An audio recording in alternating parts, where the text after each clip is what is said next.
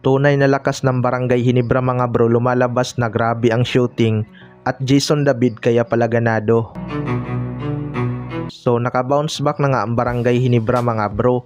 Expected na talaga na babawi itong Barangay Hinebra laban sa Northport Batampier. First quarter pa lang nagpapaulan na nga sila beyond the arc at 8 tres agad ang kanilang naipasok. Sinimulan nga yan ni RJ Abarrientos mga bro, nakadalawang 4-point shot at 4 na tres. Mukhang ito na din ang pinakamagandang laro ni RJ Abarrientos sa kanyang rookie season. Marami pang kinabahan noong kamuntika na ma-injured itong si Troy Rosario dahil malaking bagay nga siya sa rotation ni Coach Tim Cone. Malaking kawalan naman si Arvin Tolentino para sa Northport mga bro dahil hindi lang opensa ang nawala sa kanila kundi pati depensa. Sa ganda ng inilaro nitong Barangay Hinebra, hindi na nga kinailangan ni Coach Tim Cone ibalik sa second half ang kanyang mga starter. Dahil yung kanilang second unit ay sobrang ganda din ng inilaro. Although nagbabadya namang humabol ang Northport sa second half dahil sa pangunguna ni Gio Halalon, pero lagi ngang nakakasagot ang Barangay Hinebra. Marami ngang nagko-contribute sa scoring mga bro kaya hindi na bad trip itong si Coach Tim Cone. Pinapakita na nga ng Barangay Hinebra ang kanilang tunay na lakas ngayong All-Filipino Cup.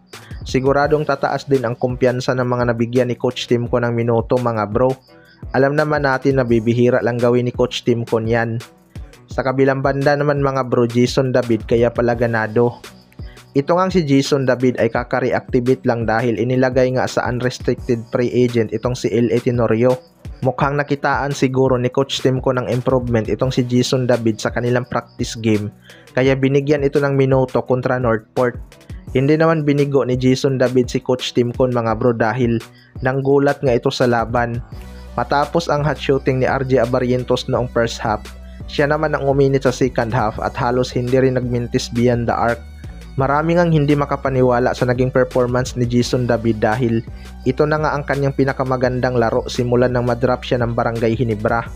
Gumawa lang naman ito ng 25 points, 9 rebounds at 3 assists sa loob lang yan ng 21 minutes na playing time.